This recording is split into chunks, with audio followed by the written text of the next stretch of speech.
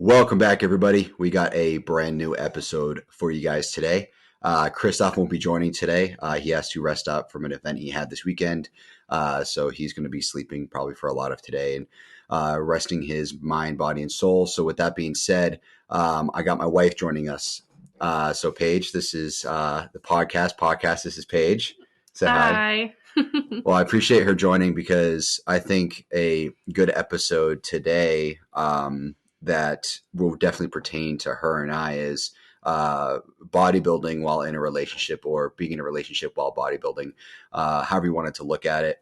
There has been this notion for many, many decades, all the way back in Arnold's era, where relationships can't last in bodybuilding and you shouldn't be with someone while you're bodybuilding and you should wait till you're done, X, Y, and Z. But it's more and more prevalent today that we see relationships within fitness industry, within bodybuilding. Most pros that I can think of off the top of my head do have a girlfriend, wife, husband, whatever it is. So it's definitely doable. A lot of male bodybuilders, they do take the time to focus on themselves during it. I know plenty that are like that as well. They wait until they're done. They wait until they can settle down and kind of stop competing for them to, find someone and to start a family and start a life and everything with that family. But that doesn't necessarily have to be the case for you. Just because you are bodybuilding, just because you are focusing on yourself in the gym does not necessarily mean that you don't have the room for somebody else in your life. But the key thing is that you need to find the right person. I've been in the, lifting and training and all of that for multiple years and years before I met my wife. And I knew that when I met Paige that this passion of mine wasn't going to be a problem because I knew she was going to support me from the beginning. And I kind of set those expectations right away. Like, look, bodybuilding is inherently selfish. And I'm sorry if, anything comes across that I'm trying to make it a priority or anything like that. But it's not to me. I've said it in different episodes where you can have multiple priorities. My wife is definitely one of my top priorities, if not my top priority. It's the reality. It is.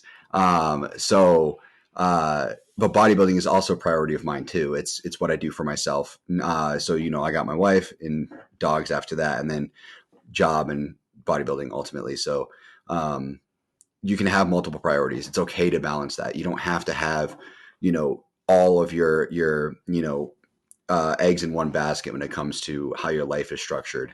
So kind of want to talk today about how we get through things and how we kind of structure, our days and our weeks and stuff like that with me going to the gym for an hour and a half every day, not to mention the meal plans and, working with my coach, changing things up, and, anabolics and all of that, how that affects me, how that affects us. And, down the road, once I start prep this summer, most likely, how that's going to affect us. And so kind of give you guys a, more insightful view into a relationship within bodybuilding. And, maybe down the road, we can reapproach this from a, maybe a competition standpoint, what it's like to be in our relationship while we are competing or while I'm competing, and, how my mental state is affecting us and, how my physical state is affecting us leading up to the show, especially for peak week. So with that being said,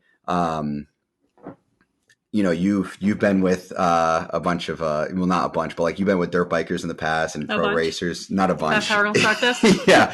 You've been with racers in the past, and, it's a similar passion where they focus on their competition. So how do you see it in your mind? Is it like, how do you let it affect you?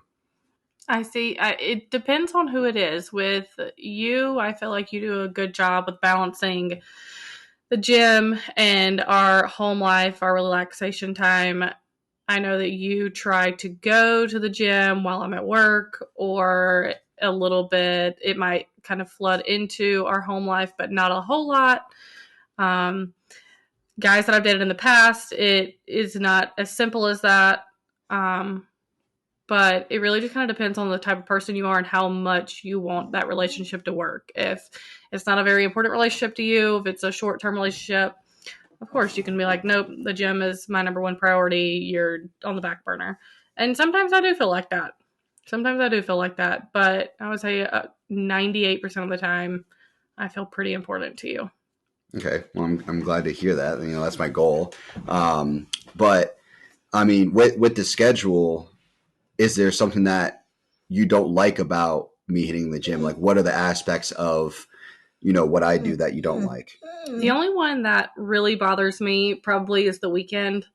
And you have one rest day on the weekend, and then the other day you normally go to the gym. So that can kind of be annoying when I want to go do something. I want to go to TJ Maxx or I want to go see my parents. We kind of have to schedule everything around the gym and your meals. That's really annoying. But you hitting it during the week doesn't really affect me any type of way because you go and then you come back by the time I get home. Mm-hmm. Yeah, I mean, I try to do it when you're not home, so that way when I'm done for the day, you're done for the day as well. We can both relax and structure my meals around that as well. You know, trying to make it so that when we are out doing things, I'm not carrying too much food with me. You know, I always got my lunchbox and my You mean water. my lunchbox? Yeah, your lunchbox. It was your lunchbox. Now it's my lunchbox. You know, carrying that lunchbox with me and having my water jug with me. You know, being that guy who always has a gallon jug with me. I always try to make it so that it's easier. It's not so much like... There have been numerous times where you have taken chicken to TJ Maxx and eaten it in the parking lot. Or you have to rush me shopping so that we can get back into the car so that you can eat your chicken. Yeah. Because you're starving. Yeah. So that's frustrating sometimes. Like if we want to talk about the downside of things, that a lot of things have to be structured around your meals and your gym times. And like we don't go out to eat a lot with people because there's not a whole lot of things that you can eat out at restaurants, and people want to go grab fast food and beer, and we don't do that because it doesn't really align with your priorities. Yeah, I mean, it's tough because it's like, of course I want to enjoy those things with you guys, but I can still have a good time. Like we went to that brewery last weekend. I can still have a good time with you guys just because I'm not drinking. So, I mean, it's also the drinking aspect, like, you know, also comes from, you know, my family and, you know, the addictive properties that my genetics probably really has. Dog's chewing on a toy really loud. So, you know, that's another reason why I do kind of stay away from alcohol. There's a lot more that goes into alcohol than simply caloric intake or anything like that. Especially being, you know, I talk very openly about my anabolics. Even people around us, you know, I don't want to hide anything from anybody, and I don't want to set, you know, any weird expectations or anything like that. You know, especially with family, like they know I'm on stuff. And it does affect me kind of. You know, I'm very blessed that anabolics in general don't affect me mentally too much. I know plenty of guys who it really, really gets to them mentally, and I know plenty of guys who really gets to them physically. For the most part, I don't have too much side effects from anything that I take, but granted, we also have a focus of less is more. So I'm not taking too much to where it really does heighten everything. So as far as like in quotations, roid rage, I don't really have much of it. Wednesday was pretty rough. So Wednesday I had a very rough day, and the icing on the cake is I popped my tire, and my main source of income right now is gig work for my car until I start my new job. So that was a very hard day. For me, especially being on what I am now, which is primo and testosterone, which I've talked about before. And so it's not quite explosive anger. It's more just like deep down, like fucking like a volcano, like just lava just brewing on the inside. But for the most part, I express that anger and I get it out in the gym. That's why rest days are relatively hard for me to get through, because a lot of my anger, a lot of my steam, I blow off a lot of steam in the gym. So that helps a lot. But I was going to say, we were talking about meals and all of that. There's something I was going to ask you right after that. I'm drawing a blank now, but as far as like with the topic of anabolics, how did you notice any immediate differences when I did start taking? I think it was 2021 was my first cycle. Did you kind of notice anything right away, or was it kind of the same for me? Maybe a little heightened here and there, or whatever. What was it that was kind of different? Yeah, to be honest, I don't remember any of that. I have a pretty bad temper myself, so I don't think I really paid too much attention to it. Mm-hmm. I remember that one day you spilled your drink and you threw the paper towel across the room. Yeah, so this is very angrily. Yeah. That's my favorite memory of you. Yeah. That was my first, probably real, semi-explosion in front of you. Yeah. I think. You're very mild-tempered, and it takes a lot. I did notice that when you were having the 2 rest days that you were more aggravated easily. Was that 2 in a row, or was it 2? Yeah. Okay. Yeah, that you were dying to get back into the gym because you were just so frustrated at the world. Yeah. And I would say, Wednesday, I noticed that your temper is... It was rough. I was very angry the whole day. Yes. But other than that, I don't think I really notice. Okay. You're pretty even-tempered. Yeah, I do. I'm not, so I feel like you try to balance that out a little bit. Yeah, I try to. Growing up, for those that know me, knew that I had a very bad temper growing up. And I think a lot of it kind of stemmed from being cooped up in school all day. I hated school, middle school, high school. I hated all of it. Besides, I went to tech school, so I enjoyed my shop. Graphic design was every other week. I was there the whole week. So I did enjoy that. But outside of that, the academic side of things, I couldn't stand it because I was just sitting cooped up all day from 7:40 to 2:40 every single day. And then coming home and playing just Call of Duty and just heightened anger all the time. So my temper was really bad at one point. But I think that's part of the reason why my temper is much better now, is because I've had to really work on getting my temper lower and, getting that in a better place. And I think the gym was a very, very big key factor into fixing that. So the explosion that she's talking about, the paper towel, there was one night, I think I was making you food and I was making me food. And I think I brought over a drink. I think it was a Coke Zero or something. And it was in a cup, and I think I spilled it or something. And then I had to pick it back up. And I put it on the tray, I think, and I put it down and it slipped because it was on the tray. And then I think when I cleaned up, I came back and I put it back down and it slipped again and spilled. And the paper towel that I was holding to clean the stuff up before, I not really screamed, but I fucking yelled and then just whipped the paper towel across the room. I was so angry because all I wanted to do was just sit down and watch TV. And I had to get up 3 times and clean the couch, to get the Coke out of it. So that was very, very frustrating. But you'll always laugh every time. It was so silly. It was very silly, but it's little shit like that gets to me. All I want to do is fucking sit down, so Wednesday, I was eating after the gym because I have to do DoorDash after the gym. I was eating in the car, driving to my first delivery. And as I was eating, I went to grab, I think, the fork, but I grabbed the lip of the bowl instead and accidentally flipped it. So rice went all over my car. And so that was the first thing that made me upset. I was really, really angry, but I was calm for the most part because I was like, you know what? I can clean this up. It'll be fine. It'll just wipe right off my pants, whatever. It's not like a liquid or something that soaked me at least. So it's a solid. It's fine. It's dry, whatever. And then I was working for 2 hours that day. I made $20 in 2 hours. So it was a very slow day, big waste of my time. I could have been doing way better things with my time. And then on top of that, when I was finally starting to get some orders in, I hit a curb and popped my tire. So that called it for the day. Not to mention it was raining. So I had to change my tire while it was raining. So it was just a very, very angry day for me. So that was hard to get through. And I told her, I was like, as I was getting home, I was like, this is the worst time for me to be on anabolics.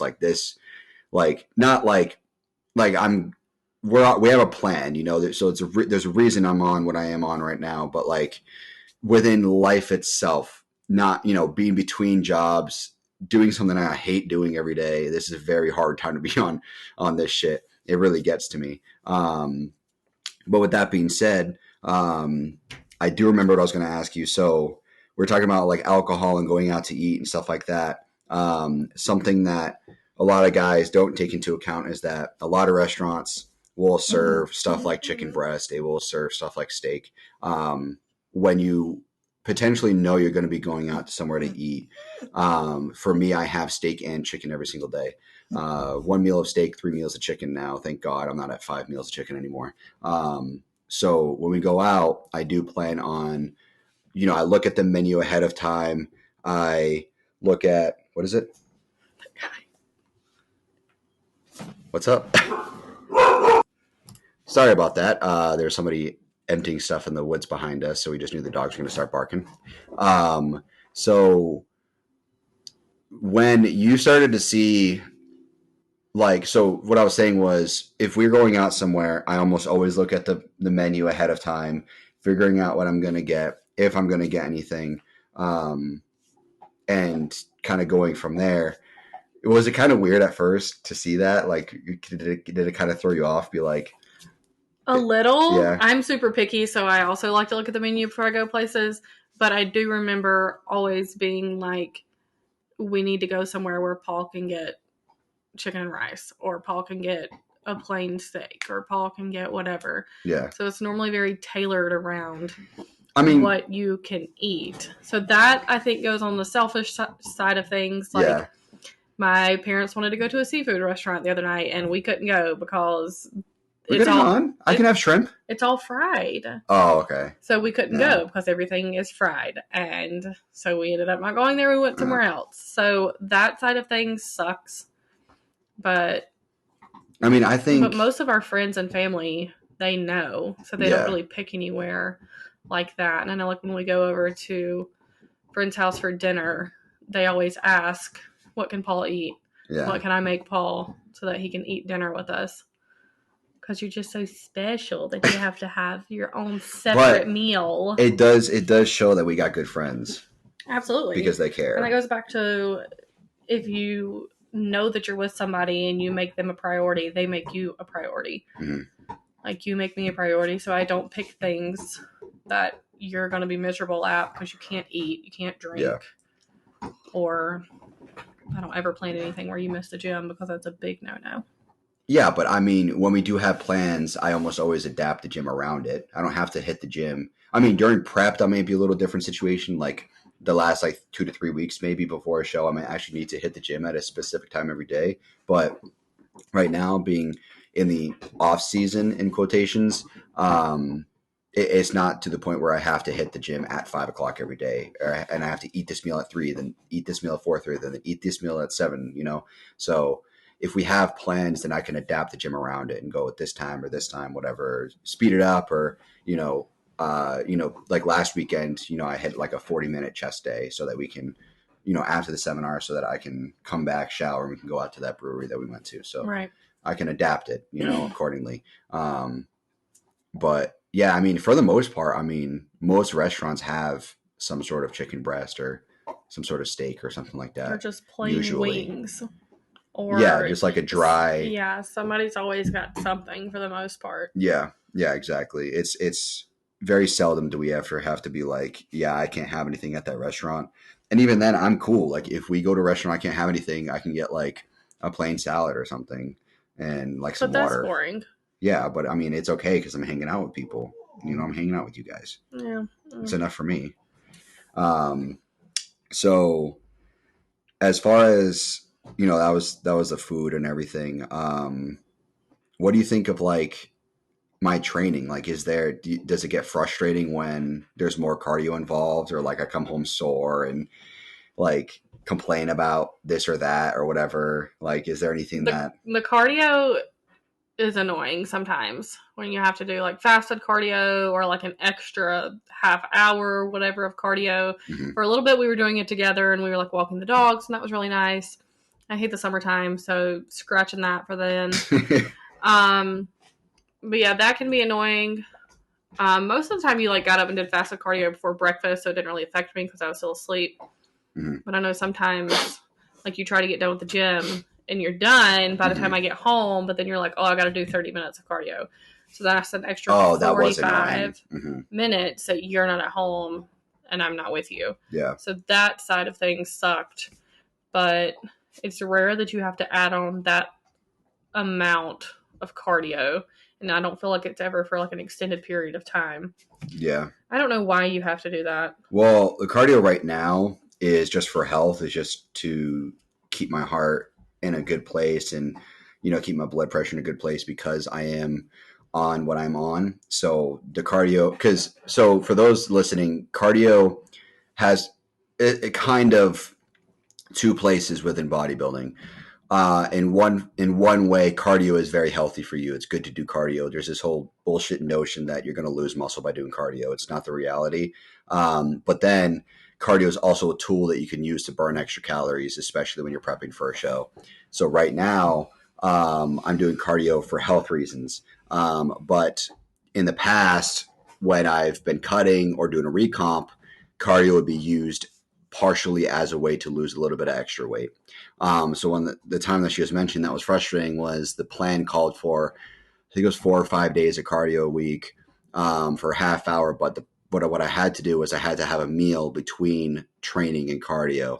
And at the time I was working until about 5:30. So I'd go to the gym, come back, eat, go do cardio at our apartment gym, and then come back. So even though like I came back and saw her, I still had to go do another half hour of cardio, which sucked more out of the day. It would have been better to essentially start cardio at the gym like I do now than it would be to like it was better to do that than it is to have a meal between. But the plan essentially called for either fasted cardio or cardio post-workout after a meal. And fasted cardio just was not happening. I mean, I can't stand fasted cardio. I'll do it if I have to, but it's just, I'm miserable. I'm miserable when I'm doing it. I have no energy, obviously no food in my stomach. And obviously that's the point of fasted cardio, but I just can't stand it. So if I can avoid it, I will. And that was the option I went with. And that did kind of weigh on us a little bit because I was doing a lot of cardio during the week, and I wasn't doing it during the weekend at least. So we had the weekend, but during the week it was like I didn't actually sit down to relax until like 8:30, and then we go to bed for like 10. So I only really got to saw her for a little over an hour a day, really. So that was difficult. Cardio does weigh kind of on us because the training is almost always the same. I'm always there for like an hour, maybe a little bit more, and then I come home and I'm done. But with the cardio, it's way more added time. Half hour added adds up. That shit adds up. So that can become difficult. So how do you think it'll be? Because I think I'll be probably in prep by then. So we got a trip in the middle of June to Florida. So how do you think it's going to be with me in prep in Florida? Because the couple of years ago when I proposed to her, we were in Florida and I brought my own food, but I didn't end up eating a lot of it. I ate a lot of like chicken breast, stuff like that out rather than cooking my food. I cooked all of it and it just sat because we were going out to eat all the time.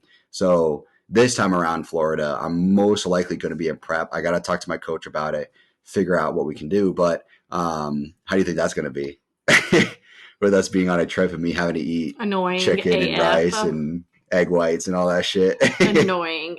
Yeah. And I complain that it bothers me sometimes, but it really doesn't have a whole lot to do with me. I still get whatever I want. I still get my ice cream. I still get my Starbucks. I still get my Chick-fil-A, whatever. So it doesn't have a whole lot to do with me, but it is annoying. I think the most annoying part of it is when you have to eat it. Yeah. So it's like every few hours something. So if we're on the beach or if we're out and about and you're like, oh, I'm hungry, I have to get chicken right now. Yeah. Then that's annoying because it's like, excuse me, we just had food 2 hours ago. This is dumb. Every 2 to 3 hours. Yeah. So that part's annoying more than like what you're eating, I would say. It's you're walking around a store and you're complaining that you're hungry. Yeah. Or I'm always hungry though. Or can you hurry up because I need to go get some chicken. See, I don't try to hurry you though. I know, but I can see it in your face. Yeah. because we'll Also, browse you hate for TJ like Maxx anyways, but we'll browse for like an hour and a half, and I'm like, okay, I kind of want to eat. mm-hmm. I want to So go I've home been and making eat. you eat before we go. Yeah. And that gives me a little more time, but Yeah. I think that's probably going to be the most annoying thing is when you're eating, but it doesn't really have anything to do with me per se. Mm-hmm. Is it embarrassing at all? No, because all of our friends know, and who we're going to the beach with, they know that you're like this, and this is important to you. Yeah. So you get made fun of sometimes. I get teased. Yeah. Really, I get teased. But it's all from love. Yeah. It's not malicious. It's all love. We're a bunch of beer drinking, chocolate, ice cream, fried Hillbillies. food loving country people. And here you are with your chicken and rice and a gallon of water. Yeah. So. Eating away. I guess but it's not embarrassing at all. And I will say, like, on the home side of things, it's nice not to have to worry about cooking you dinner. Yeah. It is a beautiful thing. I cook you dinner. I was talking to my friends about it, and I'm like, if I want a bowl of cereal for dinner, I can do that because I only have to feed myself. Yeah. I don't have to cook Paul's food. I don't have to make Paul's food. I don't have to worry about what he's eating for breakfast, lunch, and dinner. Mm-hmm. I worry about myself, so that's really nice because I hate trying to figure out what to cook for dinner. Yeah. And, sometimes I will eat a Hot Pocket and go to bed. And I couldn't do that if I was having to worry about what my husband was going to eat. Yeah. I'm not one of those guys either that thinks that you need to cook me a meal every night. I know, but just if I was cooking for myself, I would obviously just include cook extra you. For me, yeah. Right. But I can make a pot of spaghetti, and that lasts me like 4 days. Yeah. Because I'm the only one eating it. So it's epic. So I'd say that's a good side of you eating your own stuff. Yeah. But then. But I will say that you were in my chocolate stash. Take little bites here and there. Quite frequently. Yeah. It's my biggest weakness. Chocolate is my biggest weakness. I will come home and there are fork marks in the ice cream container. And a little bite. One bite. But who eats ice cream with a fork? It breaks it up easier. No. When it's frozen in there, it breaks it up easier. A spoon. Like a normal human being. But if it's like frozen and a spoon's dull and it doesn't scoop, so you grab a fork because it's more pointy. So you shouldn't just be eating it all. So that's just true. Your sign. It's true. I should not be having any of it at all, ever. But so I don't know what your people think that listen to you, but I've told them that I take bites here and there. He's not as strict. Yeah, I'll take bites here and there. He is when it's really important. Like when he was on keto, he was super duper strict. That was hard. That I hated. Yeah. I hated that one a lot. That really limited where we could go eat. We were in Massachusetts and we couldn't do anything. Thanksgiving dinner. Yeah, we had Thanksgiving in December back with my family in Massachusetts, and I couldn't even have like anything. No, and we were worried about like what you could eat, and we didn't want to like make too many good things because you couldn't have them. And keto was, I hated that one. Yeah, that's hard. Keto's hard. It's temporary though. I knew it was going to be temporary. I complained a lot about that one. Yeah, I mean it sucked. It was hard. It was hard, and I felt bad. Get down, B. Get down. I felt bad being like that, but with keto, it's not like any other meal plan where like if you have an extra gram of carbs or like you have a bite of whatever, it's not the end of the world. With keto, you literally cannot break ketosis. If you do, you start over and you have to go through 4 or 5 more days of keto flu to get back. So I was not going to break keto flu or keto at all. But also in the way it kind of did keep me strict because like I had no choice. Like there was nothing I could possibly have. Like extra chicken, sure. Extra steak, whatever. Extra egg whites, sure. But like any bit of carbs, I could not have. Anything with carbs in it, I could not have. Net carbs, that is. So like, if it had like sugar alcohols, erythritol, stuff like that, I could have it. But like actual carbs, sugar, grain, whatever it is, I literally could not have it. It was not an option. I could not break ketosis. And it also weighed on me mentally very heavily too, because like when you're having something like keto, even on top of that, also being like calorie strict too, because we're trying to lose weight. so we ended up breaking the plateau that I was in. But so I had to be relatively caloric strict with what I was eating on top of the carbs. It was very mentally draining because I was also training and doing cardio at the same time. So my energy was just not existent.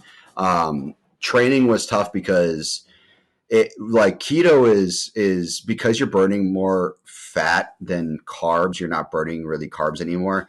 So you're burning what's called ketones, which essentially, if you want to look at it, kind of like the building blocks of fat, which we talked about before. But when you're burning fat, it's more of a sustained energy. It's more endurance focused. So with training, especially weightlifting, it's explosive energy, and that's where carbs comes in. And that's why you see powerlifters eating like sour, or like gummy candies and stuff that digest very fast because they need that energy for that explosive energy. Where with keto, it's sustained energy. So it's fine for cardio, it's fine for running, biking, whatever it is. But for training weights, it's like I'll do 10 reps for one set, then the next set I'm like good for 4 reps. Let's say I'm doing rows, I'm good for 4 reps, and all of a sudden the 5th rep I can't even move. It's the weirdest thing. It's not that I can't lift it, it's that my energy is gone for that set. It's just gone. So it's a very weird thing, and it did affect us mentally because not only was I strict on carbs, I was strict on everything else. So there's really no food I could enjoy, right? I couldn't have sauces. I couldn't have anything like that. So it was very hard to get through mentally. And there was a period where I was like telling my coach, I'm like, I don't know how long I can do this for. Like, this is very, very difficult. If we had like a show I was prepping for and I was on keto for the past couple weeks, or like the last couple weeks leading up to the show, that's a different story because I have something to aim for. But like, we were just trying to lose weight. We're like, let's just see how much weight we can lose, or let's just see if we can break this plateau. And that's kind of what the keto was. And it was very hard for me to keep my eye on the prize because there was no like actual physical thing to aim for. So that weighed on me very heavily mentally. And like, you were there for that I got laid off from my job, but January was a very good month for me with my previous job. I did a lot of work for the company I was with and brought in a lot of deals. I was in sales, so I brought in a lot of deals, which took a lot of time to build up. But December, I was really feeling like my head was on a chopping block, and it did end up happening at the end of January, but that weighed on us heavily. I felt like, I had like a breakdown that one night. You remember that? Mm-hmm. In December, I forget what day it was. It might have been early January, but it's like the stress just catches up to you. And it's like when you're strict on keto, anybody who got COVID and lost sense of taste or smell, you'll know what I'm talking about. When you can't eat things you enjoy, it sucks a lot of enjoyment out of life because like you don't realize how good food is and how much we enjoy food until you take it away. And with lack of carbs, I was also lacking energy, and my favorite foods are all carb based. So I wasn't enjoying any of my favorite foods. So that was very difficult, and it weighed on us definitely. And the keto was hard, but we finished it. And I remember the relief that I had, at least when I was like, okay, I'm done. You texted me when I was at work or called me or something. I was like, great news. I am done with this bullshit. Yeah. I think it was like that day. He was like, all right, let's do this new plan. And then he added a shit ton of carbs. Like, it came out of nowhere. It was like a ton. It was like 150 grams out of nowhere. So that was great. And now I'm on a carb cycle plan, which is kind of interesting. I mean, I know that doesn't really matter to you right now. You don't even know what I eat, really. I don't. Yeah. I was just sitting here thinking, I was like, I support you and I love you and I want you to do great things in life, but I don't know if it's because this is not like a passion for me. Like I've never really cared too much about going to the gym. Sorry, I'm pouring some coffee. And so I listen to you when you talk about it, and I kind of know what you do, but for the most part, I don't. Yeah. And that's fine with me. I don't know if it's fine with you, but it doesn't matter to me. It changes also pretty often too. Yeah. So I don't really ever know what you're on. I don't really know what you're eating. Yeah. I knew the keto thing because that changed. It was a very big change. Mm-hmm. But everything else, I know you go to the gym and eat a bunch of chicken. Mm-hmm. And that's fine with Yeah. me. It doesn't really bother me. But yeah, I don't want to say like I don't care, but It doesn't change anything. it doesn't Yeah. it doesn't affect me that much. Mm-hmm. So it's like, you do you, boo. Yeah. You do you. Was it different when in the past you were with someone who was dirt biking? Were you more that on top was of it? different because that is a strong passion for me. Like, I love that. So for those that don't know, her family and herself are all dirt bikers. You were a dirt biker when you were a kid, and her brother is professional as well. He's a professional racer in GNCC, so he does a lot of woods racing, essentially.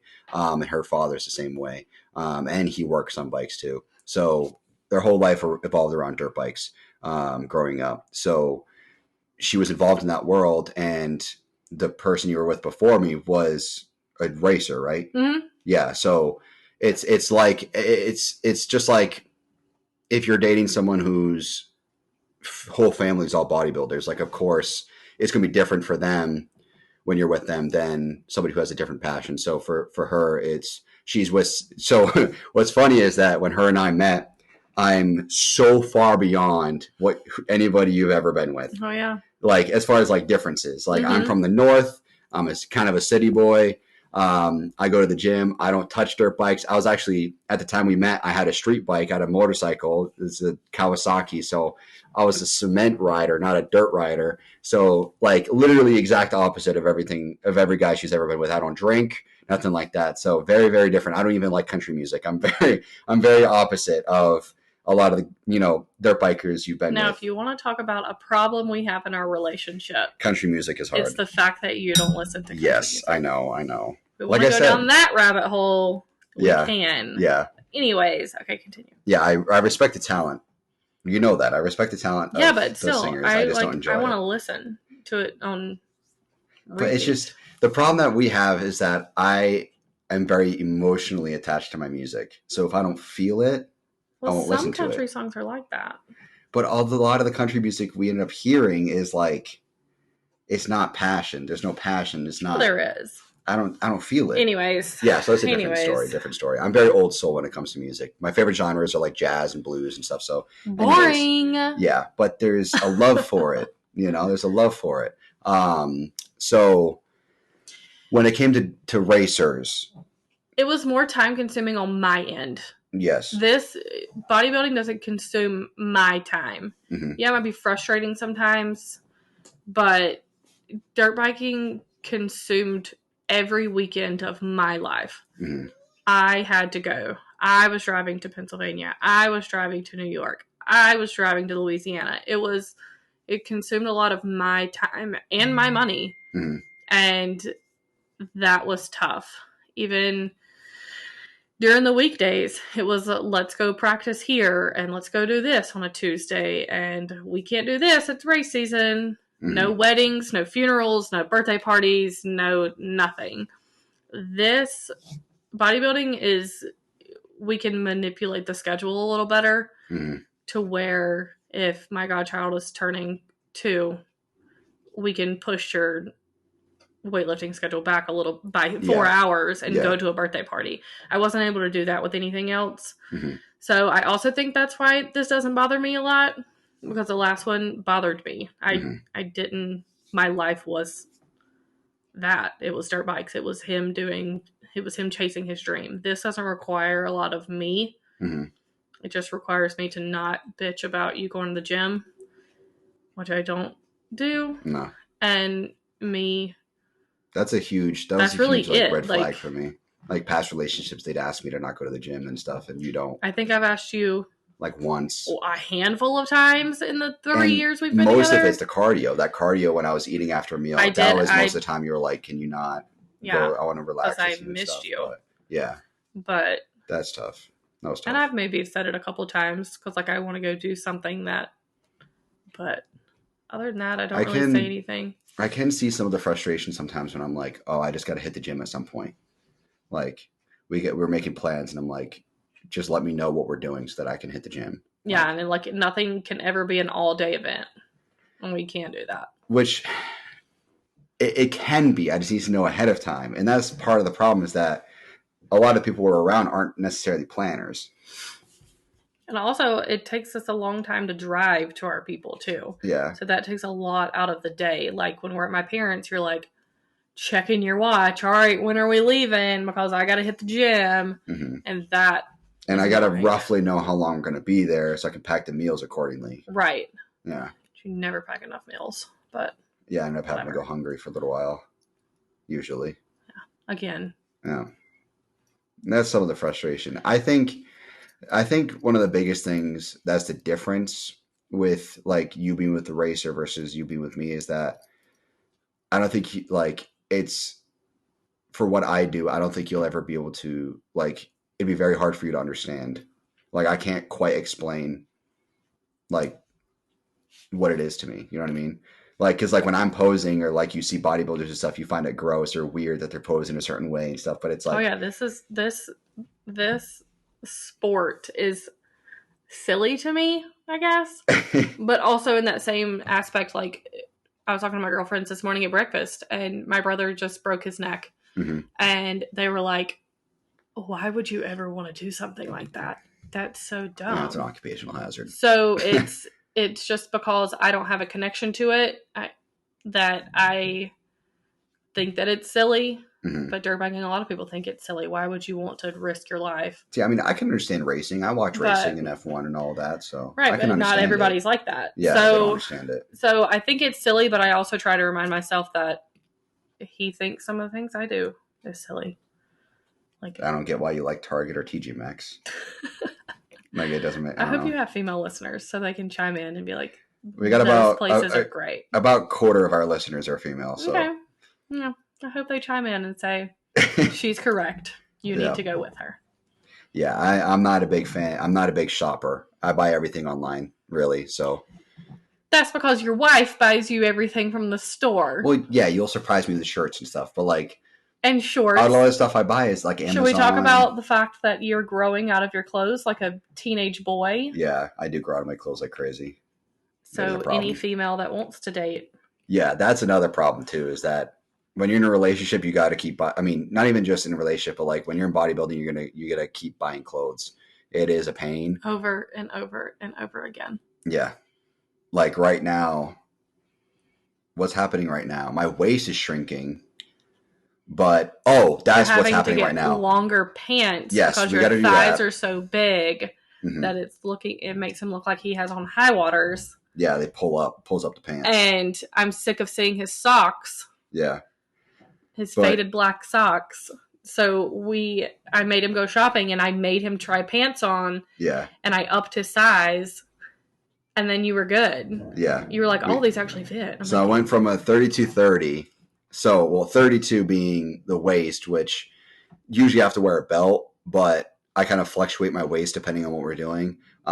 Usually I'm around a 28 or a 30 waist, and I like have to kind of wear a belt with my pants. But now I'm a 32-32, which the 30 was the length of the inseam. Now the inseam is 32 inches.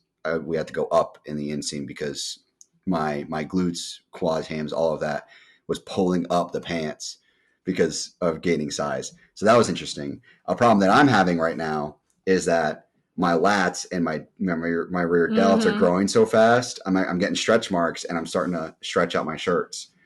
And we've already upped the size in shirts. I'm a large, but I'm getting to the point where some brands have to buy extra large. But it's so silly because like an extra large will like swallow you whole everywhere else. Yeah. Like, it fits your arms, but it doesn't fit anywhere else. Yeah. So it's tough to find things that fit you correctly.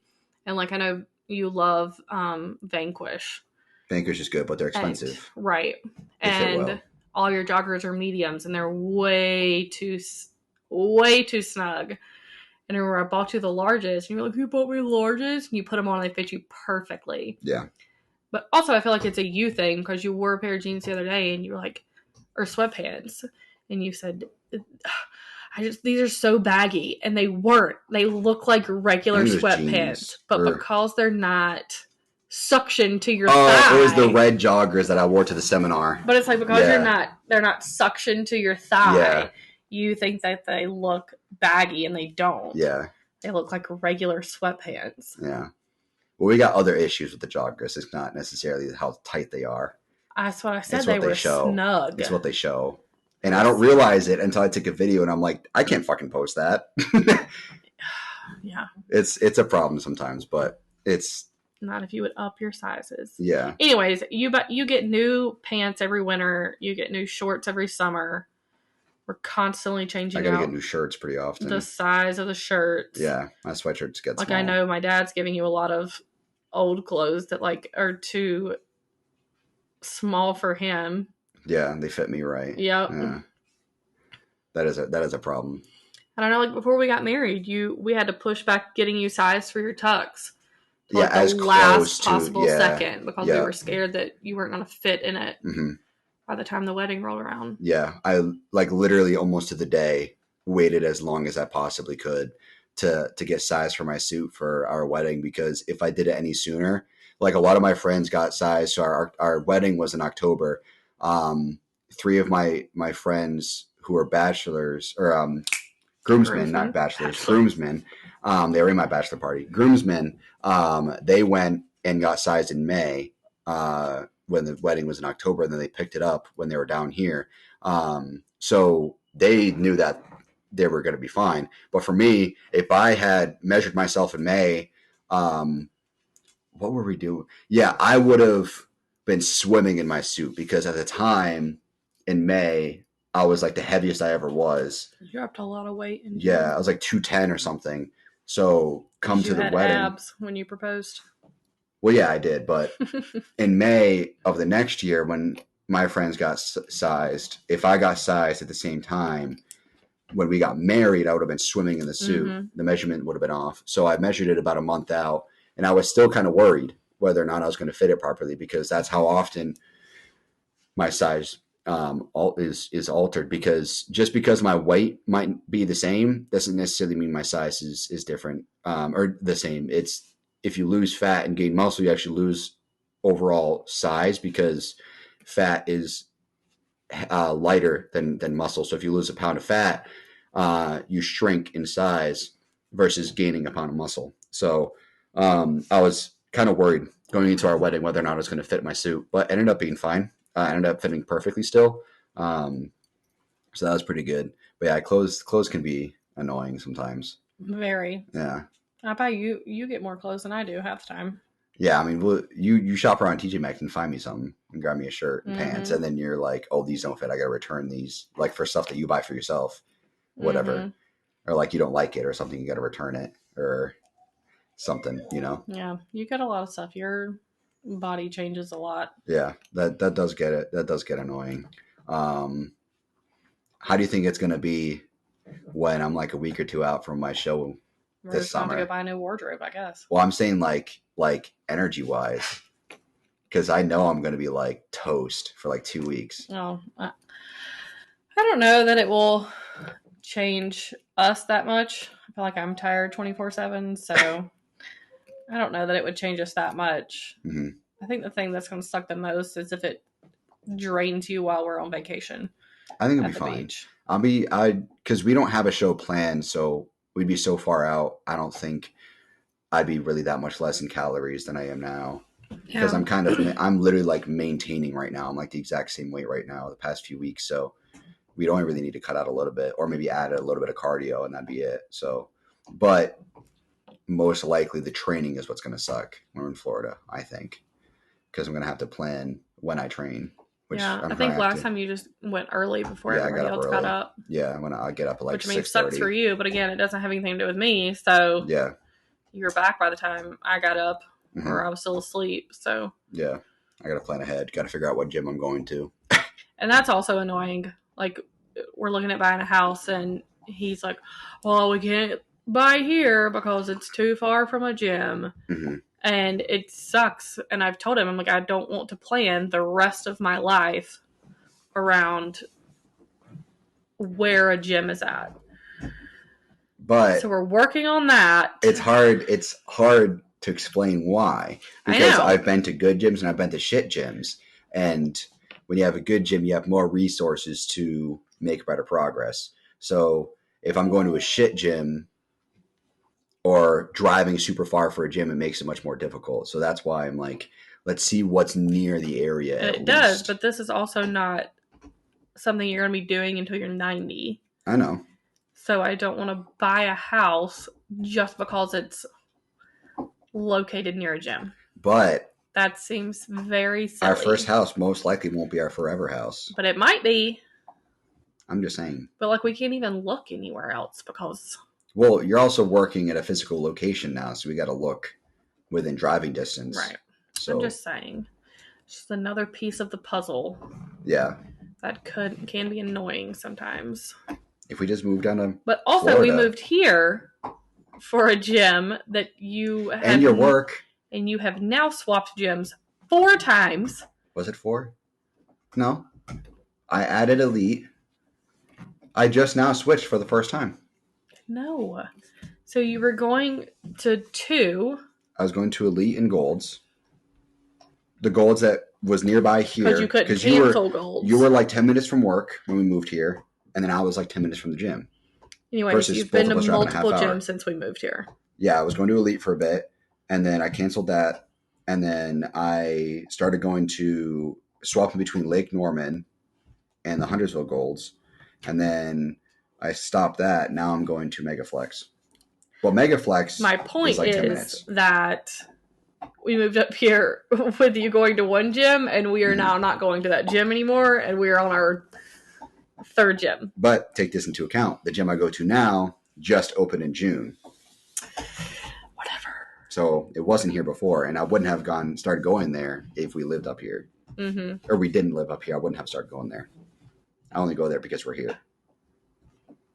So something to keep in mind. Okay. But yeah, so that's also a problem, is that we got to kind of relatively plan the future around where a gym is located geographically to us. As long as it's within like a half-hour drive, I think I'll be cool. But that's my like one requirement of a good gym, that is. Yeah, see, I just want a nice house to raise a family in. Yeah. And your requirement is... That's my one thing. Is how far is the gym? It's just within a half hour of a good gym. And if we move north of here, we're fine. Okay. That's all. And we'll be within driving distance of your work. Mm-hmm. So, but yeah, so it'll be interesting when we go to actually buy a house this time next year. Yep. Got to find the right one. So that'll be a task. But as far as anything else, is anything else you wanted to touch on? I think we kind of covered a little bit of everything. Yeah. But yeah, I mean, ultimately, we make it work.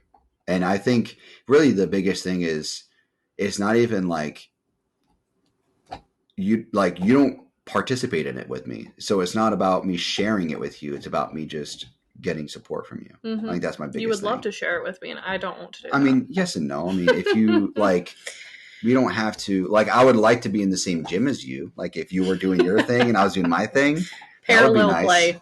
Yeah, like we're both exercising at the same time. That would be nice, but I'm not gonna make you do something you don't want to do. People have asked like how I feel about you playing video games, and this kind of goes in with that. I'm like, I love my me time. Yeah, I love being able to sit on the couch and watch what I want to watch with no guilt. Mm-hmm. So go to the gym. That's great.